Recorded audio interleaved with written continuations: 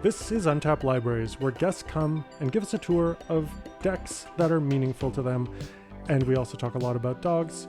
I'm one of your hosts, Neil. And I'm Vinny, and we're your hosts for today. Vinny, what are we doing here? We're talking Magic the Gathering. What is this show? And sometimes dogs, I guess. I mean, I think we should maybe... We should trim it? No, we should talk more about dogs. We should talk more about dogs? Yeah. It's like morphing into a dog podcast? Yeah, no. Well, I don't have a dog, so it's going to be tough for me. I have enough dog for both of us. You have a giant dog, yeah. It's plenty of dog. So, but what is this? What is the show? What is the show? The show, yeah, we love talking Magic, and we've both been playing Magic, and we want to talk to more people about Magic. And I think the thing that we both have in common is that we love finding unusual decks or decks that like people have a relationship with, and so that's the whole mission of this podcast, is to talk to people who have a relationship with a deck that like they have some connection, or they built it and they did something with it that hopefully stands out to them. Yeah, and also they use deck building as a creative outlet, that they do something creative and interesting and expressing yourself in some way. Yeah, express who they are as a person. Yeah, as a person or a dog. Or as if a dog somehow made a deck instead of dogs playing poker, dogs playing magic. That picture has to exist. Someone has definitely made that image on the internet. Yeah. Okay. Well, we should put it in the We'll post it on our blog after. So we are right in the middle of, or we're about to get the Final Fantasy set. Yeah. A set that I find extremely well named, because between Space and Spider-Man, this feels like it might be the last fantasy-themed set we get for a while. Well, you could do space fantasy. I mean, I'm looking forward to, was it Edge of Eternities? Oh, me too. Yeah, Edge of Eternities, I'm really excited. But it could be like, it's like space fantasy. That's like Star Wars is space fantasy. Yeah, okay. It's like a wizard and fair. castles and but princesses. It's not high fantasy. It's not. No, it's not high fantasy. What you think of when you think of fantasy. I mean, it feels like Magic the Gathering has like, they've been around for like 30 plus years. They've tapped a lot of high fantasy, and I think they're like, okay, we gotta like drill some new wells, and so they're going all over the place. That makes sense to me. I don't have to like, and that's the line. You don't have to like everything that they do, because they do so much, and I'm not going to, and I'm fine with that. I feel the consensus is they've maybe gone a little too far into the cowboys, detectives, sure. Yeah, Magic race car drivers. Right. Hopefully this is them pulling back. They'll pull back a little bit. But I mean, even Final Fantasy has fantasy in the name. It's not that it's like clearly video game based. There's like a ton of like video game stuff. I mean, there's magic and summons and all. Like, I've played a lot of Final Fantasy games. I don't know. It's not something that speaks to me. I'll definitely be like going to the pre-release and checking out the cards, but it's not something I'm like Dragonstorm. Like I super loved Dragonstorm. That deck spoke to me. As someone who has been playing Magic since like Revised, I'm like, yes, give me, summoning a dragon and a goblin, or a goblin on a dragon, or a half dragon, half goblin. Dragon riding a goblin? Yeah, dragon riding a goblin. That seems tough, but why not? It's fantasy. Anything could be real. I just hope they maybe pull a little bit back from the hat sets. Sure. I'd like to see it more as a fun diversion every once in a while, rather than many sets in a row. Right. I mean, it's got to be tough to come up with stuff all the time. It seems like a demanding game to create for. Yeah, I don't even know how like Mark Rosewater is still the head of design after so long. He must love it. I feel like I would be like, I just have no new ideas. You know what? I think, if you do something you love, you'd never work a day in your life. Mm-hmm. And that feels like, of all the people involved with Magic the Gathering, that feels like him to a T. And I don't know him at all. No, I just know, I do listen to his podcast. Right.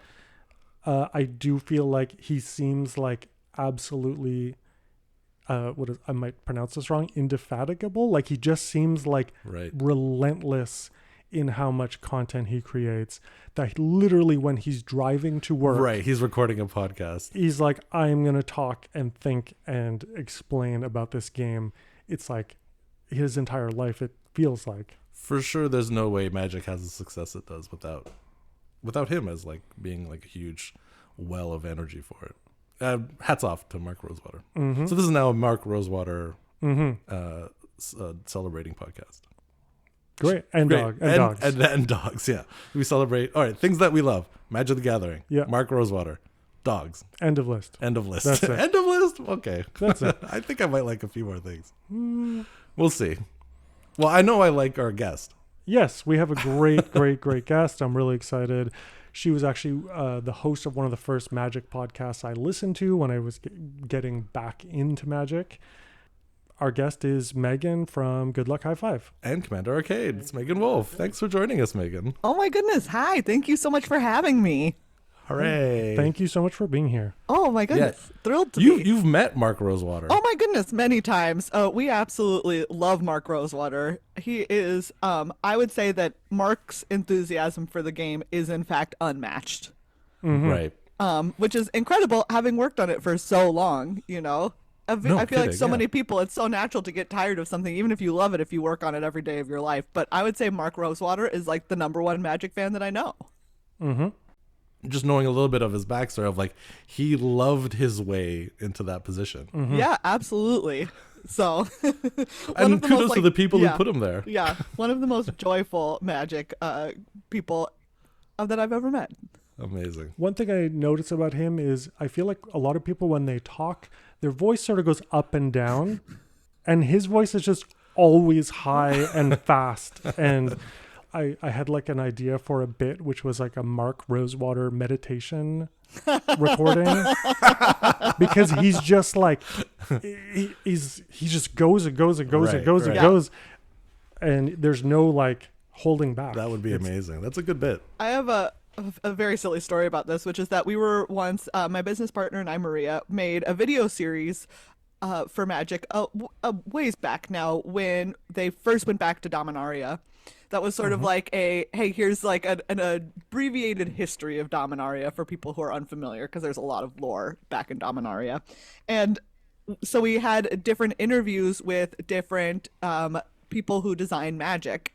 And all of them, we have these lav mics, right? And everyone else, we like lav mic at the normal place, kind of like on your shirt collar. Mark Rosewater, we literally put his lav mic like at his belly button. Like on his shoes. That was like the place that it needed to be for us to have anything like a normal level on his microphone.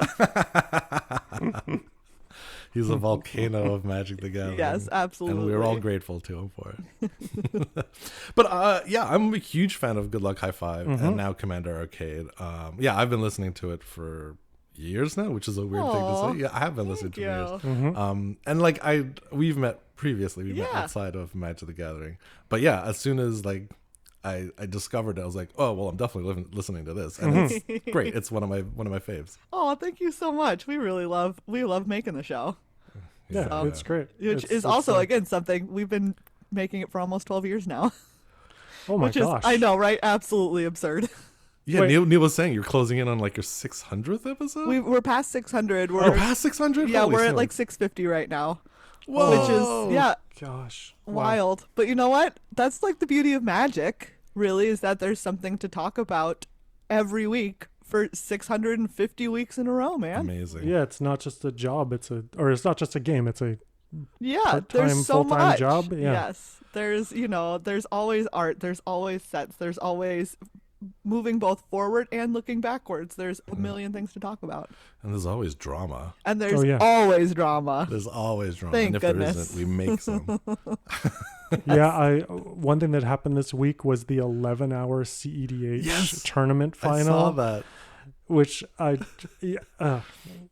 no thank you. I thought that CEDH, the point of it is that they are powerful enough to not have that happen. Well, here's the thing about that is that people can abuse the fact that it's like a lot of negotiation. Yeah. And so they just like draw out like the conversations and the stall. And an 11-hour CDH match.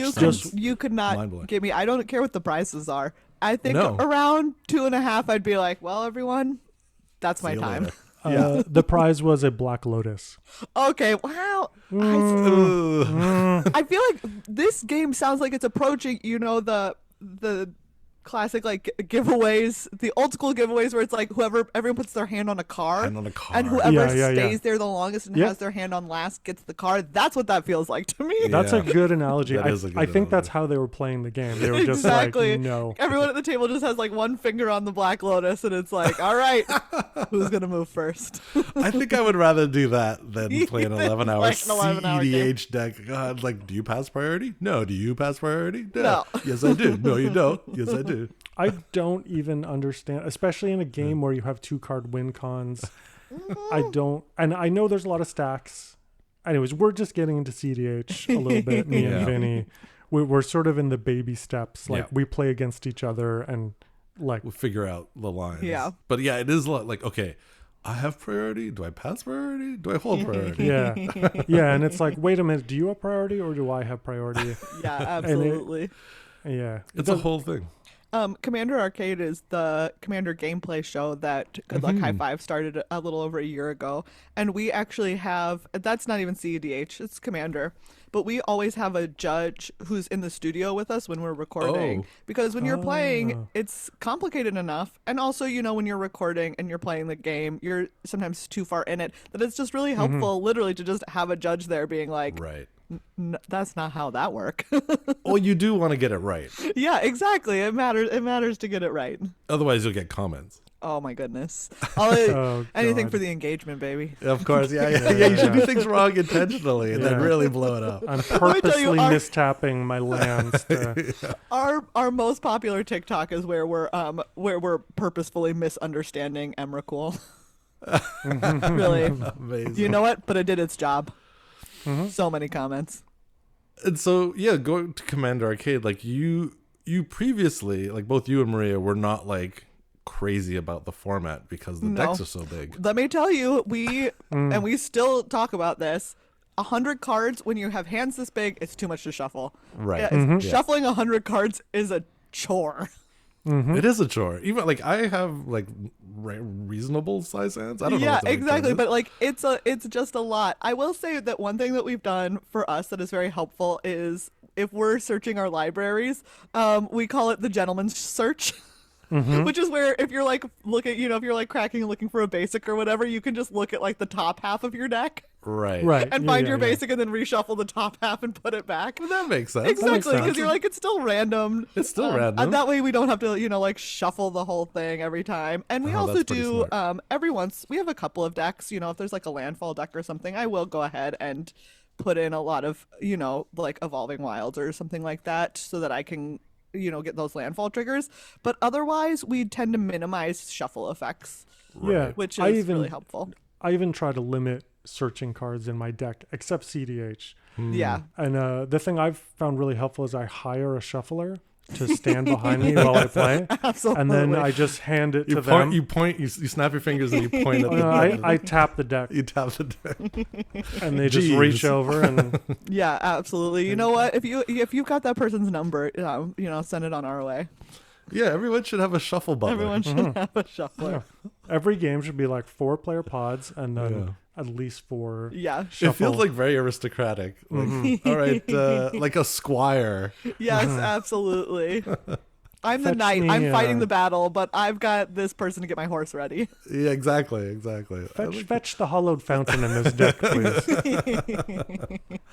And so, yeah, Commander Arcade, you've had some really fun episodes. You have great guests, and you and Maria play these great Commander games. And We're actually really excited. Sorry, not to go off on our show, but please do.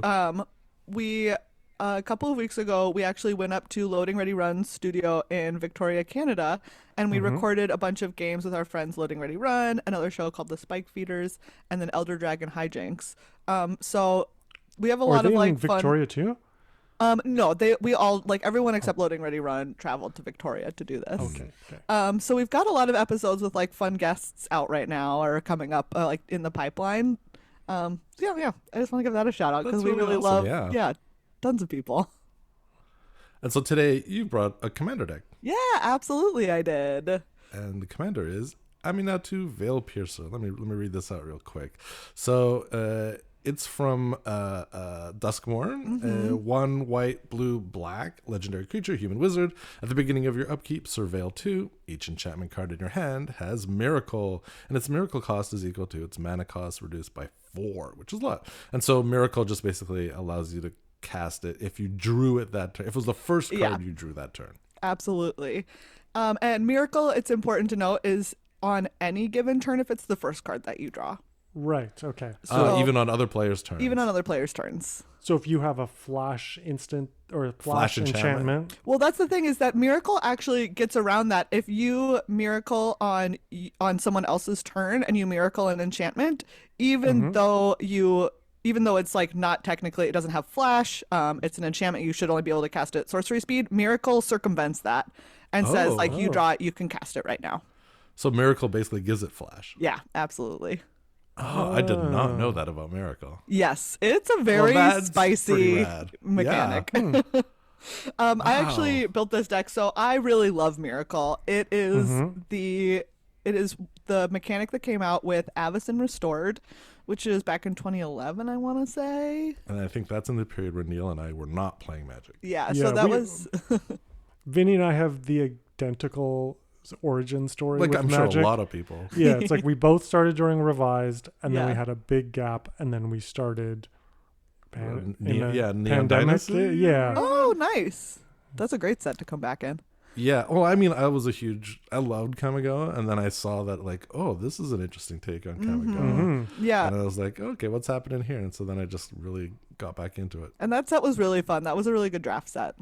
Yeah. Super fun. I still feel like that might be my favorite set since my return. That's been, I would say that's certainly really, that's pretty high up there. Yeah, that one and Bloomborough probably my top 2. Bloomborough's so cute. Yeah. They really nailed that one. Yeah, absolutely. So I feel, and I really liked Duskmourn in terms of gameplay, and I'm also a big horror buff. So yeah. All right, so Aminatou, what's the goal with Aminatou? What are you trying to do here? So this was one of the pre-con decks. Not this version that I built, but Aminatou was one of the precons, and I really felt that it didn't maximize, right? I just took the deck and I maximized it to draw cards on every single turn, right? Because like the more that you're drawing cards in Commander, one of the beautiful things is that you have a chance to Miracle like 4 times every time around the table, not just my turn, but like these other 3 turns, and I want to maximize that. So it really leans into deck manipulation, and it really leans into any way that you can draw cards on at instant speed. So yeah, it looks like draw card instant speed and enchantments that have like Miracle cost that you can reduce. Yeah, absolutely. So it's tons of enchantments, and then I also went ahead and put in some of the original Miracle cards that are from Avacyn Restored, and a couple of Miracle cards that they've come out with since then. There was 1 or 2 that are specific to this deck that are really nice. Metamorphosis Fanatic is one that was a Miracle card made for this deck that's a creature. This is a 4/4 for 4 black human cleric with lifelink. When it enters, return up to 1 target creature card from your graveyard to the battlefield with a lifelink counter on it, and has a Miracle card of 1 and a black. So the 4 black is not what you want to pay. No, exactly. I'm mad if I'm paying 4 black full price. Yeah. It's like, who wants to pay retail? Exactly, not me. Yeah. And then I have a soft spot for Cleric Typal. Yeah. And I should pick up this card. It looks really fun. Yeah, it's a great card. And even if you're not in a Miracle specific deck, I think Metamorphosis Fanatic in Commander is like just a really solid card, because there's always the chance that you're gonna top deck it, and it's great. This also has one of my favorite cards of all time, which I think is a red flag for a lot of people, which is Temporal Mastery. I love extra turn effects. They're unkind in Commander, and so I only have 1 of them in this deck because it's the Miracle, right? It's the Miracle extra turn effect. It's trying to win in Commander. Exactly. Just trying to hang out. I'm trying to Miracle as best I can. I think that this deck has literally every single Miracle that's in the Esper color pie. Yeah, so Temporal Mastery, 5 blue, take an extra turn after this one, exile it, but it has a Miracle cost of 1 and a blue. which is crazy. Oh, yeah. Exactly. That's bonkers. Absolutely absurd. Like literally, yeah, just literally time walk. I also just love that if you miracle this on someone else's turn, it's kind of like a very, I live in Minnesota now, so it's a very Minnesotan oh, I'm just gonna like scoot on in there. Like I'm just gonna scoot on in. I'm just gonna take a turn between your turn and your, like I know I'm on the opposite side of the table. I'm just gonna scoot on in there and take a turn real quick. So wait, after your extra turn between another player's turns, You get that turn. but does it go to the person on your left or does it go to the person? no, it goes to the It person goes whose back turn it to was like next. exactly. The normal turn. You order literally was are next. just kind of like popping on in there, taking a turn, like popping back on out. Excusez-moi. Exactly. That's pretty rad. Yeah. One of the things I hear about a lot with Miracle is like you have to be very careful about how you draw your cards. Yeah. Because if you just like take something off the top of the deck, put it in your hand, and then go, oh, hey, this has Miracle, there's room there for, a little dishonesty. So you kind of have to. What are you saying about our guests? I mean, yeah, at our commander tables, it's very like, obviously, we wouldn't do that. But I do still, because I did play with Miracles also back at the time when they were around the first time. It is very much like you just kind of you really get into the habit of the first card that you draw. You like draw and like hold it right above your deck, while you're like looking at it. And it gives you that second to be like, oh, because classically, one of the fun parts of Miracle is if it's a miracle, then you can like flip it up right on top of your deck. Yeah, and be like, yeah. Here it is. Right. Do you have to like flag it in some, like if you're drawing multiple cards?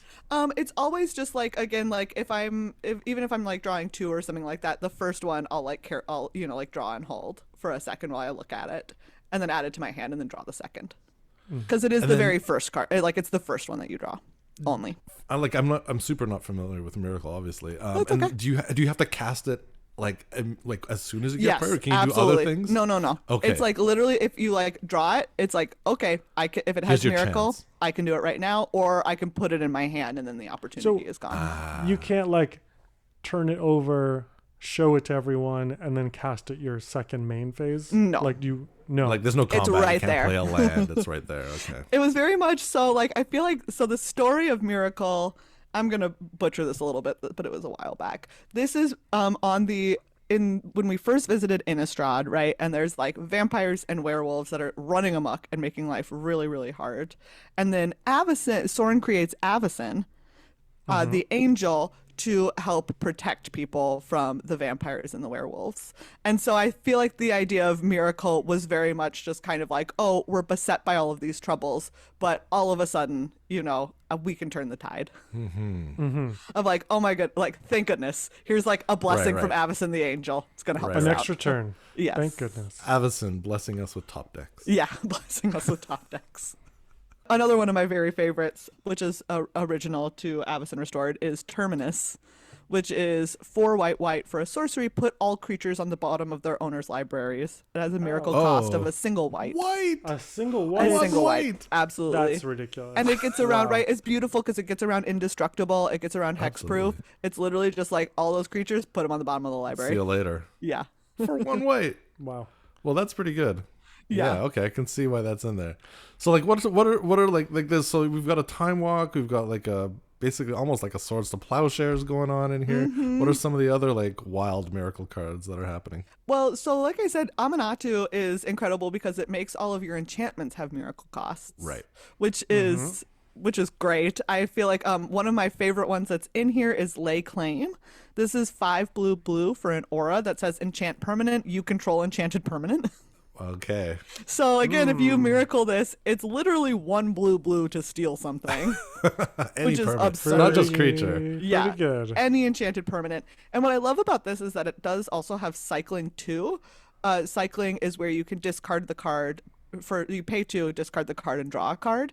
So it also means that if I've drawn this, if it's in my opening hand or I drew it not as the first card of my turn, hold on, my cat's gonna walk on my keyboard and okay. Then later on you can pay to and cycle it on someone else's turn for a draw, which means like, oh, I get an opportunity to miracle something on someone else's turn. So some of the cards that I have in here have cycling as just like one of the cheapest ways that you can draw a card on someone else's turn. Wow. So and the enchantments that have cycling are like double great. Yeah, absolutely. Yeah, Lake Claim was not in the original of this deck, and I feel like is one of the strongest ads that I put in there because it's just 100%. like it's just so it's just like perfect. That's elegant. Yeah, Yeah. no, it's a great choice It because does a getting nice that job. draw on someone else's turn is what this deck wants to do. Yeah, absolutely. So I assume you're also not leaving to chance what's on top of your deck. Like you can manipulate. Yeah, absolutely. You can put cards up there. Like I know. Anyways, I've talked about this before. I helped my son build a Yuriko deck, which is obnoxiously powerful.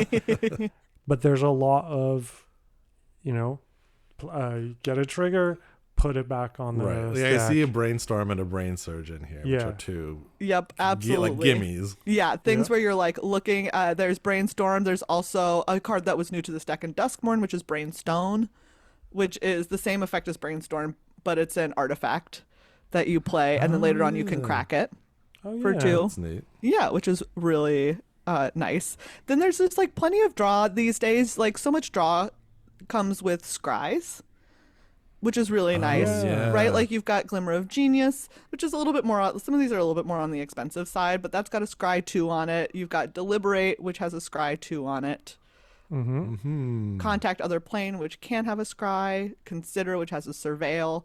Right, like it's just very easy these days. Right. I think. And to Aminatou scrying has or a surveil surveilling. too, right? Yeah, absolutely. Yeah, Aminatou herself, at the beginning of your upkeep, you surveil too, Surveil too. which is before your draw, obviously. So you can try Right. to hope to set it up. And then also these days, like again, like scry and surveil is so much more prevalent. And then also we now have enchantment creatures, which were I think Right. yeah back in Theros was when they were really big, and then we've gotten to see them a bunch since then. And Duskmourn had a bunch of them, so you can also miracle enchantment creatures, which is pretty sweet. Yeah, nice. Oh yeah, and so you're like looking for all the big ones like that would normally be like, oh, this is overcosted for what I would normally pay, and then you're like, oh, if I get it on a discount, I'd buy it. Yeah, absolutely. Yeah, exactly. Like, I'm not going to pay. Let's see, one of the ones like Doomwake Giant, which is a card that I really Right. loved. This was in the third set in the Theros block, which I'm not remembering the name of. Anyways, That's when I didn't play. great in draft, but it's not necessarily something that you would see a lot in Commander because it's 4 and a black for an enchantment creature giant. It's a 4/6 constellation. Whenever Doomwake Giant or another enchantment you control enters, creatures your opponents control get -1/-1 until end of turn. So it is Very powerful, easy. but it's also like pretty highly costed. But if it's something that you're Yeah. able to miracle, it's like, well, this is really great. Yeah. And like you also have like Fear of Sleep Paralysis, which is like blue and 5 for a 6/6 flyer, which is not an insane rate, but like Yeah. if you knock 4 off of that, you're getting a 6/6 flyer for a blue and 1. Yeah. And now it's like flying eerie. Whenever this or another enchantment you control enters, you fully unlock a room, tap up to 2 target creatures, and you put a stun counter on it. Yeah. Stun counters can't be removed from permanents or opponent's control, which is Ooh. bananas. Really a rude card. Yeah, very rude card. I mean, one thing that enchantment decks are known for is like the velocity. Like they tend to be able to draw a lot of cards. Although I guess this is a case, I guess, where lack of green, like a lot of those effects The are Enchantress green, stuff, right. where you just like play enchantment, draw a card, play an enchantment, draw a card. Right. Yeah, this does have access to Mesa Enchantress, which is one of the Yeah. cards that has those effects. That's 1 white for an 0/2. Whenever you cast an enchantment spell, you draw a card. Mm-hmm. And then, That makes sense. yeah, I've also tried to make up for it because, like you said, yeah, there are more Enchantress effects in green, but luckily I am in blue. It's my favorite color in Magic. Blue has lots of cards. It has lots of card draw to try and make up for it. That's amazing. And so like your mana base, you've got your 37 lands, you've got all like the lovely like kind of like duels that you'd expect, but you've also got like the cyclers with like Remote Isle, which Yep. are great. Absolutely. Yeah, we, like I said, we're just trying to draw as many cards as we can as often as we can. Did you put less ramp in the deck because you'd be getting the discount from your commander? Like, did that factor into your building the deck? I will say, I think that in its current iteration, I might be a little light on it. That was just because I like to cast spells. Yeah. I hate cutting a spell from a deck for a like a mana rock, but sometimes you got to do it, and I do think that this one might need one or two more. I've got the classics that you can play in any of the colors. I've got Arcane Signet. I've got like the other signets that are in the correct part of the color pie for it: Azorius and Orzhov, Soul Ring, Mind Stone. I want to say I could probably use 1 to 2 more. But like Mind Stone and Commander Sphere are also drawing cards on out of turn. Yeah, absolutely they are. That makes sense. And as always, to our listeners, we'll have the deck list on our channel. Untapped Libraries on Moxfield. Yeah. It also has there's just like so many cards in here that I just like love. Please talk about them. Just if you all weren't around during Avacyn Restored, maybe you haven't ever seen Entreat the Angels. I haven't. Which is this is a game, this is a game ender. This is XX white for a sorcery. Create X 4/4 white angel creature tokens with flying, but it has a miracle cost of X white. Which just means, for 5 mana, you make 3 4/4 angels. You're just fireballing some 4/4 angels. Like totally reasonable, totally normal. Wow. That's a good rate. Yeah, worst case scenario, you get 1 4/4 flyer for 3 mana. Yeah, but exactly. Reduced by 4. Oh, no, it's not an enchantment. Oh, you're right. No, this is just like a classic. This is a classic miracle from back in the day. It's not that good. Come on. But of course, we are playing. Okay, on that end, we are playing one with the multiverse, which is at 6 blue. Yes, you may look at the top card of your library anytime. You may play lands and cast spells from the top of your library, and once during each of your turns, you may cast a spell from your hand or the top of your library without paying its mana cost. Wow. And you can just get that effect for 3 blue for 5 mana. What a reasonable cost. I really like what I imagine is like this feeling of like turning over the top card on your deck must have this extra element of fun to it. Yes, it's so great. I already love drawing cards. It's it's my favorite. It's not a mechanic, but it certainly is my favorite element of Magic. My favorite part of my turn is drawing my card for turn. It's just a good time, and it's all downhill. From it's always that like point. Christmas. Like, ooh, what's in this present? Yeah, exactly. Like literally, like every single time you're like, what is this? Like it could be great. It could be a land. But it's not just a game; it's a dopamine delivery system. Exactly. In so many ways. Opening a pack. Yes. Drawing a card. Drawing a card. So I feel like it just really highlights like that part of the turn. Like, it's already my favorite part of the turn. It's already my favorite part of the game. And it does just like add even something extra to it. Like it's not only am I getting another card, but also like I could be casting it for next to nothing. Is it less fun for your opponents? Like when you play it, or are they like, let's see, or they're like, oh great, let's see what this is. I will say, I think that this deck, in my opinion, in the couple of games that I've played it in, does do a good job of. We play a lot of things that I would say the bracket for Commander Arcade, and a lot of the games that I play is what we call like a 2.5 to a 3, and this deck does a good job of letting me have that fun.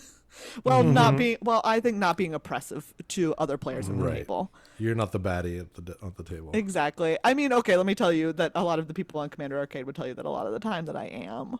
But that's just because I really like to manipulate people with some table talk. Right. It's my toxic trait.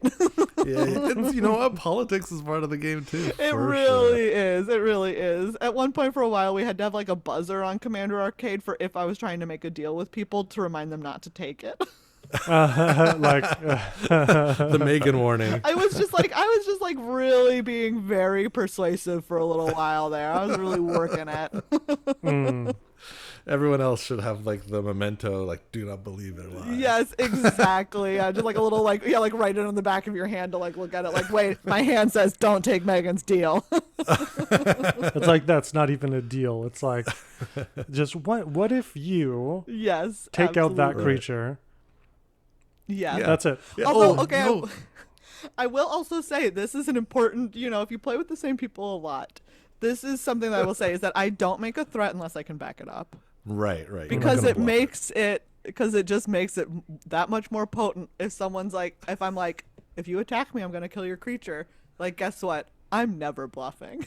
Yeah. Because then you lose your credibility. Exactly. Part of being able to say 100%. that is just always letting people know, like, Yeah, I don't there are say it consequences unless I to your mean it. actions. Yeah. I might not You're want making- to do it, but I will do it if I gotta. You guys talk about X-Files sometimes on Good Luck High Five, and it makes me think of the episode Pusher, Oh my goodness, absolutely. where the guy who like absolutely talks people into doing things. It's a great classic. episode. I don't know. Yes. I don't know if you've seen it, Neil. Yeah, but like there's a guy. Basically, his superpower is like talking people into doing things. Yeah. Doing whatever Like he whatever wants. he wants is like get out of the car, like you need to get out of this or whatever. Yeah. And then there's like this infamous showdown at the end where he's like convincing Mulder to kill himself. Like there's a gun on the table. Okay. It's Yeah. like the dark version of Obi-Wan Kenobi. Yeah, okay. absolutely is that. And then Scully's like trying to talk him, like it's basically a face off between like Scully and the Pusher trying to get Mulder to like not shoot himself. It's pretty awesome. It was it's a classic X-Files episode. It's 100%. way high up there. You're comparing Megan to this? The Pusher, yeah. Yep, I'm absolutely. comparing Megan to the Pusher. I am the villain of I'm one of the big bads of X-Files. Yeah. And I can see Maria as like Scully's like, no, don't do it. Don't do Yep, it. absolutely. Although I think Maria and I have agreed that between the two of us, she's the Mulder and I'm the Scully. Yeah, I can see that. Which is very funny because I would say in other dynamics, I tend to be a Mulder. But in that dynamic, I'm the Scully. Right. Unless you're being the Pusher. Unless I'm being the push, unless I'm the third option, which is the Pusher. That's right. I have seen 0 X-Files episodes. I feel extremely lost, but I'm glad you're It's having okay. fun. Neil, let me just say, and to all of your listeners who haven't watched the X-Files, it is my favorite show of all time. Oh, of all time. Wow. Yes, I've thought about it a lot, and I think that like for me, it's the one that if I'm thinking of TV that I love, it's X-Files episodes. I am in the. Yeah. Sorry, Neil. We're just gonna keep rolling on this for a No, second. go for it. Go for it. I do love X-Files. I find it sometimes hit and miss because there's some real clunkers. Oh my in there. goodness! But I feel like for me, that's like the hallmark of a show that Right. that is my favorite because you have to take such big swings that sometimes you miss. Yeah, the good episodes are amazing. Exactly. I remember watching it and being like, "This is incredible." So Scully is the skeptic. Yes. And And Mulder is like the I want The to believe believer. guy. Okay. Yeah. He's And also into just like all the one who kind of has the more harebrained ideas. Yeah. Okay. Billy is the one who's trying to always rein him in. Like one thing that X-Files makes me think of is like, do you remember when like conspiracy theories used to be really fun? Yes. Alas. Like you'd be like, oh man, that's a good one. Oh, I Yeah. love that one. Instead of today where they're It's Instead true. of They're way well, they're- less where fun they're than they used to be. yeah. But I'm like one of the people that's like, I believe that Clyde Bruckman's Final Repose is like one of the best episodes of television, not just of the X-Files. Which one's that one? That's the one with the guy who sees when people are gonna die. Oh yeah, It's That's an a good incredible one. it's an incredible episode of TV. Like it's Yeah. really it's beautiful. And Yeah, also absolutely. sometimes the show doesn't take itself like it also can make fun of itself so well. Yeah. Anyways, Anyways, just watch. Anyways, just- watch this the is- good X-Files episodes. Even absolute- if you're not a huge Yeah. fan, just go to like whatever IMDb and check the highest rated episodes and like watch the absolutely. top 10 and be like, you made They're yourself so a lovely dish. yeah. There. All right, back to this deck. Yeah, So back to you've the deck. played this deck. And Yes. like, how does it usually roll out? What's usually happening? What are you doing early? I definitely trend towards being a control player. I am very much looking for the late game of I'm very much planning for the late game. I'm very much looking towards, everything before turn 5 is just, which is part of what I love about Commander is that you can just be like, everything before turn 5 doesn't happen.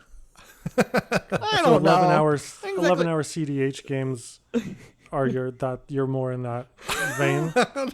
Not 11 hours, but I'm just saying turn 7, 8, like that's where the magic's happening. Right. Yeah.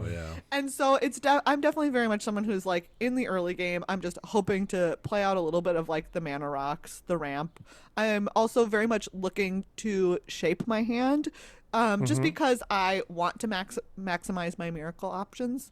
Doesn't mean that I'm going to be afraid to cast these cards that help sculpt my hand and help draw me cards early in the game, right? Like if I'm sitting on Opt or I'm sitting on Consider early on, it's like, well, I wouldn't have enough mana to cast this and Miracle something if I draw it. But that doesn't mean that it's not important to me right now to make sure that I'm going to be hitting my land drops and that I'm going to be, you know, like setting myself up so that I'm not behind when I get to, you know, turns 6, 7, and 8. I want to have my mana.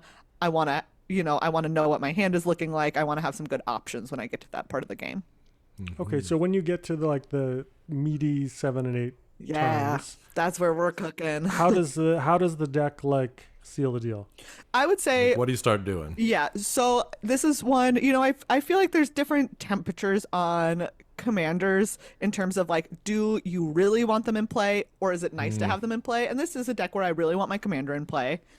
I am definitely getting Aminatou out there as soon as I have 4 mana available because I want to be doing those surveils and I want to be starting to miracle cards. So once I get into turns, you know, like starting with 4, I'm going to hopefully have her out there, get her out there. And then like 5, 6, 7, 8, kind of like all right in there is maximizing, right? I'm not going to be casting a lot of stuff during my main phases. I'm looking to either miracle on my first draw step or get a land into play, pass the turn. Right. We're always looking to just be like, let's pass the turn. Keep that mana up. Yeah, absolutely. Let me tell you, I love passing the turn with mana up.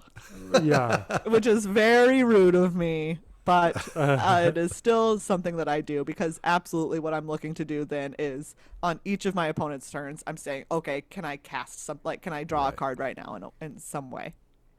And you do have a few counter spells in here. You've got like Arcane Denial, Command, which notably draws you a card at someone else during the next turn's upkeep. Yeah.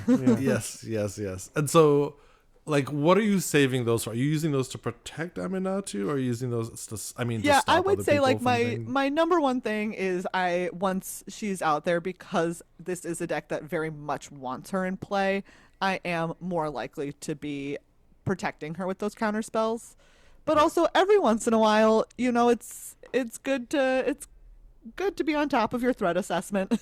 They're also just there to a little bit be like, okay, if there's something that's absolutely I think is gonna like wreck the game, is going to prevent me from having the fun that I want to have.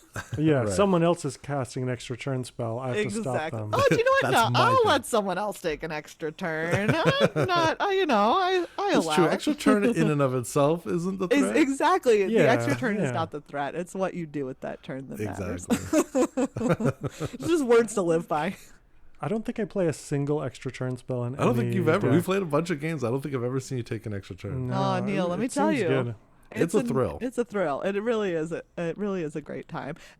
Every once in a while on these turns, there are a couple of things that that I might cast on my turn. Auramancer is in here. Moonblessed Cleric is 2 and a white for a 3/2. When it enters, you may search your library for an enchantment card, reveal it, then shuffle it, and put that card on top. Not your hand. Exactly, right where you want it. So that's one of those cards where you're like, I don't want this in my hand. Yeah, it's really nice. Auramancer does return an enchantment card from your graveyard to your hand. But that's also nice if you've played something that someone else managed to deal with in any sort of way, but you're like, hey, let me tell you, I've like Auramanced a one with the multiverse before. And then sometimes there are ways that you can get it back on top of your library, you know? You can brainstorm and just put it right back on top. Absolutely. Which is really great. You've got a couple rooms in here as well. So you've got like bottomless pool locker room. You've got cramp vents, access maze. You got secret arcade, dusty parlor. How do those play out in the deck? Like, rooms are always interesting to me. Yeah, I really like rooms a lot. This was probably one of my favorite parts of Duskmorn, which are the cards also of houses. Yeah. I enjoy rooms. Yeah. Yep, absolutely. And this is nice because rooms, you know, they classically have the one side of it which is much cheaper and then one side which is much more expensive. And I think that they're so nice and that they're flexible in that way, because it's like, oh, if I end up with one of these in my hand that wasn't my first draw of the turn, then I can cast that cheaper side of it and wait until I have more mana and unlock the other side. But also if you miracle it with Aminatou in play, then it's like, oh, I'm going to be able to cast that like more powerful second half of the card. For instance, Cramped Vents and Access Maze. So Cramped Vents is 3 and a black. When you unlock this door, this room deals 6 damage to target creature and opponent controls. You gain life equal to the excess damage dealt this way. Right. And then Access Maze, which is 5 black black. Once during each of your turns, you may cast a spell from your hand by paying life equal to its mana value rather than paying its mana cost. Yeah, usually you'd pay the cheap room first and then later in the game unlock the other one, but sometimes it seems like you could do it reverse. Well, you can miracle it in play for absolutely. the expensive one. Yeah, and play the expensive one, which I think, right, like rooms, again, rooms highlight an aspect of design space in Magic that I really enjoy, which is that it is a card that you can use both early and late. It has a good side, like it has something that you can cast early that is going to help you out. And then also, if you draw it late, you can't always just cast the more expensive half first. So I think it's just so flexible in a really great way. Yeah, we see a lot with adventure too. I see it. This is kind of adventure, just you squint a little bit. Right. Omens. Yeah, absolutely. Yeah, Adventures and Omens I think are also again a really great design space that I really like, because they're exactly the same. You have something that you can do early on, and then they also are a card that if you draw them late in a game, you're not like, oh no, I just have this. Exactly, like great. Oh no, my 1/1. yeah, like thank you so much. Here is my 1/2 rabbit. It's almost card advantage. It's like you play a spell, on one card, right? Yeah, and then you get another spell. Yeah, you get a slightly overcosted spell for later. Absolutely, we talk a lot about on Good Luck High Five. We love to say it's a lot of card for your card. Like rooms are a lot of card for card, and I think contemporary Magic is a lot about like really good cards have a lot of card for card. Yeah. And rooms are a perfect example. A lot of card for card. I wonder what card has the most card for card. Oh, I mean, there's some right, like some of like the Revelations, like Jeskai Revelation that's most recent. That's in Tarkir Dragonstorm. That's a lot of card. Which is kind of sculpted after Magma Opus, which is from Strixhaven, which is very similar. Tons of card for card. Jessica's Will has a lot of card for card. Has a lot of card Jessica's card is like a classic example. Tons of card for card. Yeah, once you start getting into like the broken card for card, then you're like, these cards give too much. Yeah, right. Like, exactly. Yeah, there's like there's ones like Jessica's Will where you're like, wow, is it how much card for card is too much card for card? Exactly. And like, Ancestral Recall. That's a lot of card for card. That's the perfect amount of card for card. My favorite card. That's not broken. That's a healthy amount of card for card. My favorite card in all of Magic is Treasure Cruise. Amazing. That's right. Yes, absolutely. Because I just think it's really beautiful to have made such a huge mistake. Like, guess what? Back in the day, it makes sense that in the original version of Magic you made Ancestral Recall. You didn't know. No, you couldn't have known. You didn't know how good it was. Too. But then so many years later, to make another Ancestral Recall and just be like, this is fine. You're like, wow, incredible. Great thinking. But there's a condition. No, there isn't. Exactly. Like, no, I'm so sorry. But it's eight mana or whatever. It truly is never. Still not enough. Still not it. Like, what number would be good? Like 20? Like at what point does it start to be like? So 7 was obviously just simply it's 7 and a blue. Right. Sorcery, draw 3 cards, but it has Delve, which means that you can exile cards from your graveyard to pay for some of the generic mana. 7 obviously is not it. 8 not it. 9 probably still not it. I think like once you get to 10 is maybe starting to feel like that's pretty pricey. Like 10 and I mean 10 generic, like 10 and a blue. Yes. And then you have to have like 10 cards in your graveyard. Exactly, like 10 cards in your graveyard is significantly enough more than 7 that I think. Now you've earned your 3 cards. Yes, now you've done it. Okay. You put 10 cards in your graveyard? All right, I'll give it to you. All right, that's worth 3. Yeah. But yeah, the feeling of casting a Treasure Cruise, impeccable. And it's not in here. I know it's not because it's this really maxes out the really instant fit. speed. Exactly. Like trust me, it hurts me. I mean, it wouldn't be bad in this deck. It's not bad in any deck if it has blue. Yeah. Also, if you're absolutely. surveilling a lot, you've got. Yeah. That's true. That's very true. But Maybe I think it belongs in here, Megan. look, it doesn't take much to convince me. So, are there any like special like moments that you've like remember with this deck? Oh my Like, goodness. things that you've done? Very recently when we were playing in Canada, when we were recording those games, I miracled a Terminus when one of the other players had so many creatures. They were right when you playing needed it. Yeah. They were playing a Delny. Is that her Yep. name? Mm-hmm. Yep. The double trigger. Yeah, Yes, the double trigger guy. one. So like The just little guys. tons of swarming the board. And it was just like it was a beautiful Terminus moment. It was really great. And then also actually, so I Terminused, and then the next turn I miracled Arvinox the Mind Flail. Oh yeah, that was Which- a Stranger Things card Yeah, and this originally. is it was also they printed it in Duskmorn. This is 4 black for a legendary enchantment creature horror. It's a 9/9, but it isn't a creature unless you control 3 or more permanents you don't own. And at the beginning of your end step, exile the bottom card of each opponent's library face down. For as long as those cards remain exiled, you may look at them, you may cast permanent spells from among them, and you may spend mana as though it were mana of any color to cast those spells. So I just Terminused and put everybody's creatures on the bottom of their library. And then I play Arvinox, so when I get those cards from the bottom of their library, like we all just know that they're these creatures that were in play recently. Like there's no whiffs. They're all permanents. They're all permanents I'm going to be able to play. Wow. Yeah, that was a pretty great like moment for that. There must be something really special about having your I don't have any of my games recorded. I have to like remember them and talk about them. I feel like for the better in a lot of cases. I don't have to relive all like my... your goofs. Oh my goodness, let me tell you that sometimes I will watch a game that we recorded and just be like, yep, I have no memory of that. What's it like? Does it change how you play when you know you're being like recorded? I think that every once in a while I would say that I make like a decision that is technically worse but leads to a more fun game state. Yep.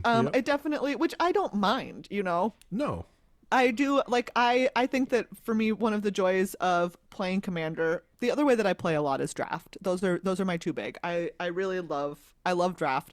And when I'm drafting, because most of the time it's on Arena, like that is for me always playing to win. Like I'm drafting to win, I'm playing to win.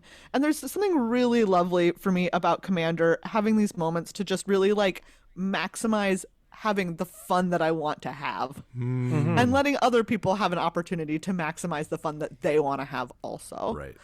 Oh, I think it's notable that I think a lot of Commander content creators are improvers, including Vinny and including, I believe, you, Megan. Yeah, absolutely. And it feels sort of as I'm like the idea of being on stage in front of people is horrible to me.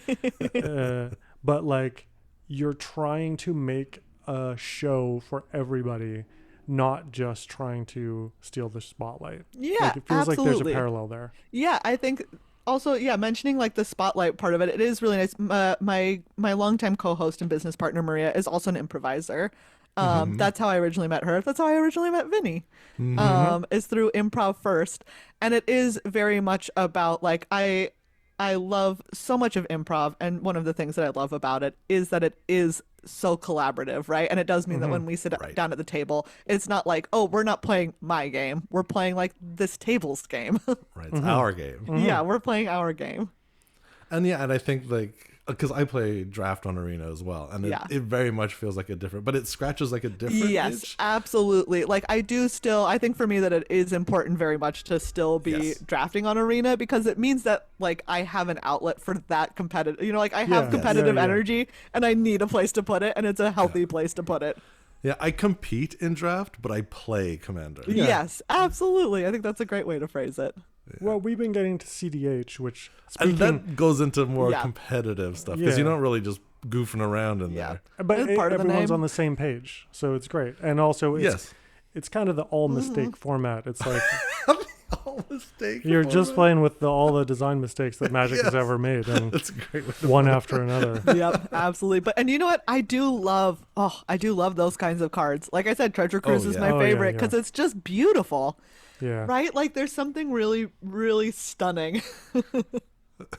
It's the difference between like driving a car and like driving a race car. Yeah, absolutely. Like what I imagine driving a race car Yes. would be. Like you just like It's go. like playing Magic. Yeah, I think most Formula One drivers would be like, yeah, it's like they're playing the same. CDH. Yeah, they're the same. Yeah, they're the same. Do you know what? There's at least one Formula One racer out there who has made that comparison for themselves. Has to be. I feel like that is one of the lessons of talking about Magic, because I think, and this was so long ago now, but at some point we on our show were like, there's no way, like, wouldn't it be cool if someone listened to our show on a submarine? We're like, that would never happen though. And someone emailed us being like, yeah, I've listened, I'm stationed on a submarine and I have listened to your show and we play Magic on this submarine. Wow. So that's what I'm saying. Like, Magic's an incredible game and it appeals to a lot of kinds of people. And I bet one amongst them is a Formula One racer.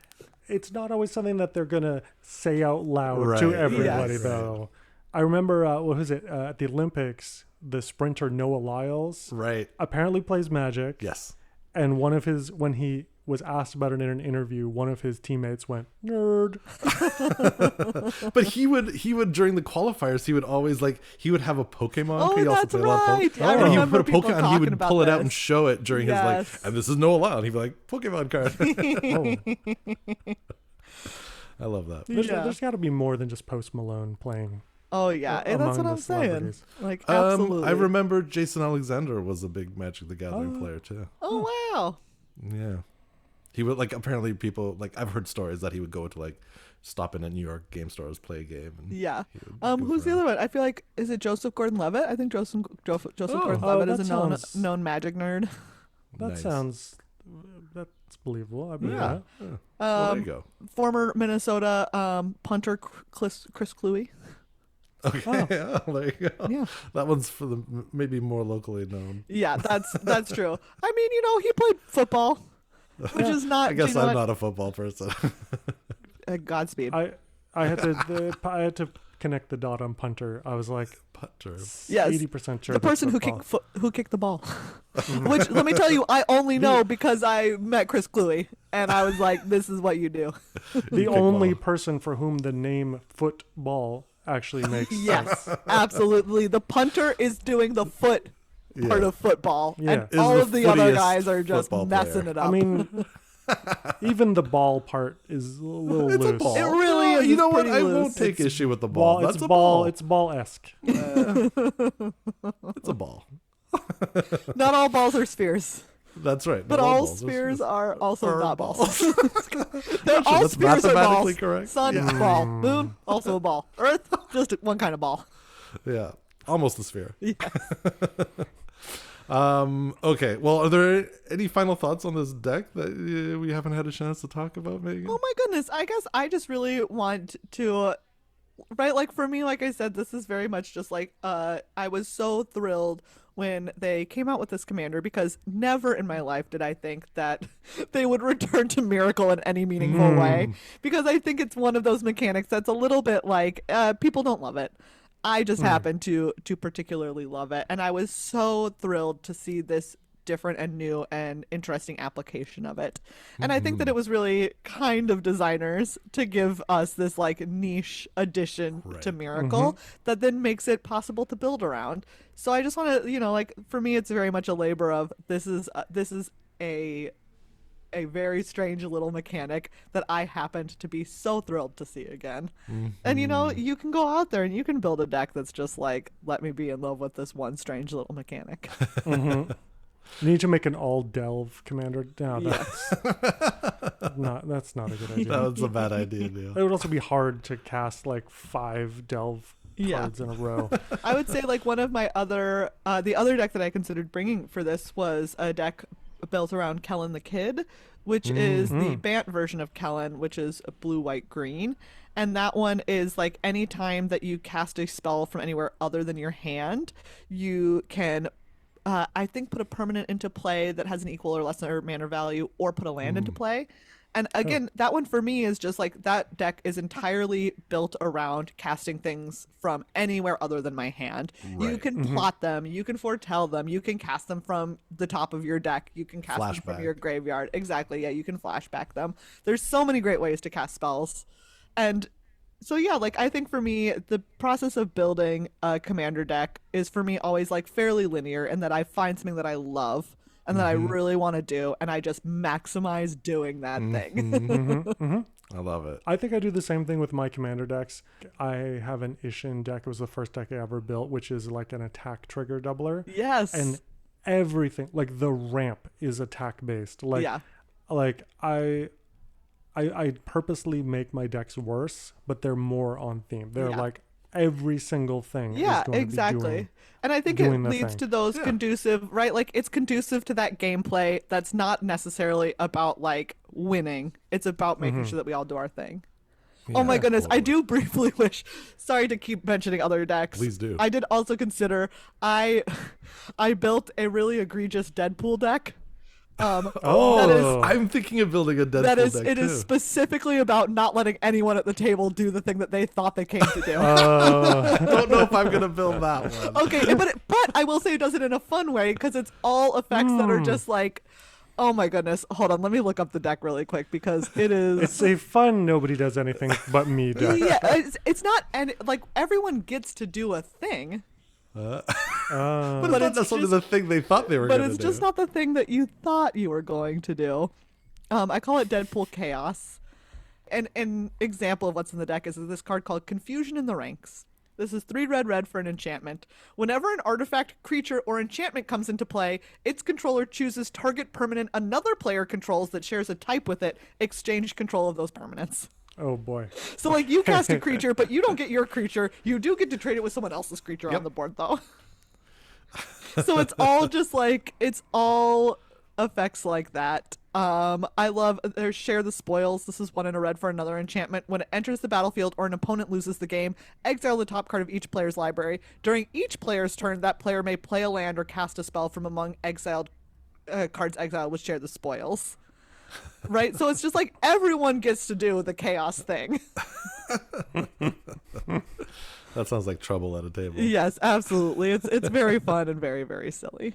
Amazing. Well, thanks so much for joining us today, Megan. Oh my goodness, thank you so much for having me. It was so nice having you here. Thank you so much. Oh, I had such a great time.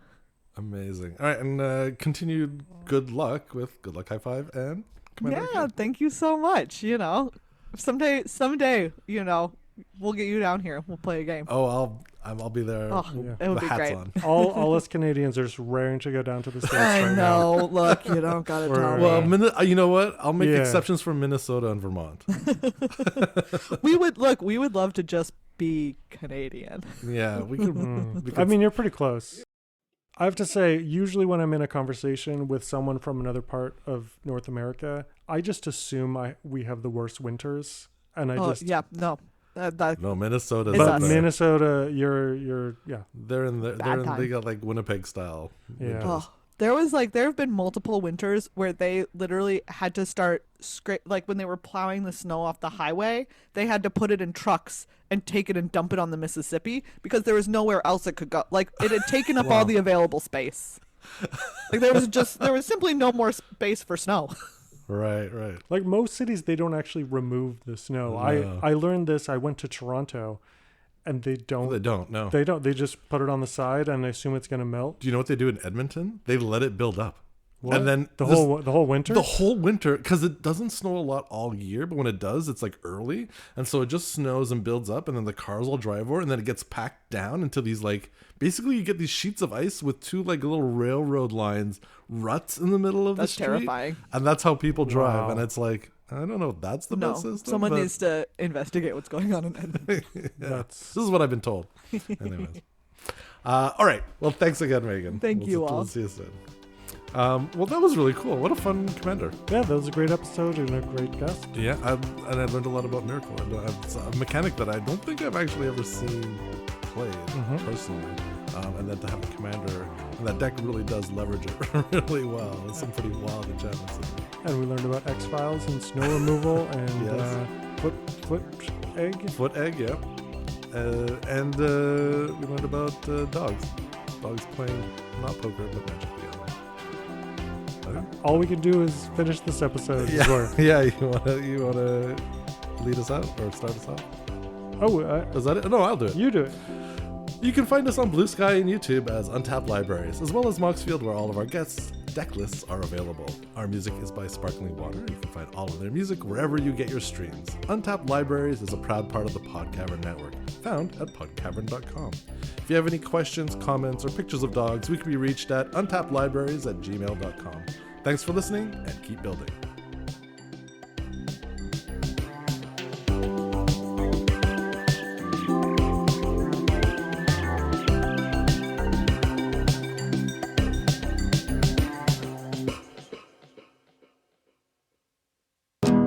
Hi, I'm Nick Watson. And I'm Bree Watson. And we're the host of the Constant Struggle podcast. We're also siblings. That too. Our podcast is about trying to balance art and life, creativity and chores, passion and paychecks. Each episode, we talk to an awesome guest. We learn about their art, their craft, and all the frustrating struggles that come along with the journey. So be sure to check out the Constant Struggle podcast on the Podcavern Network.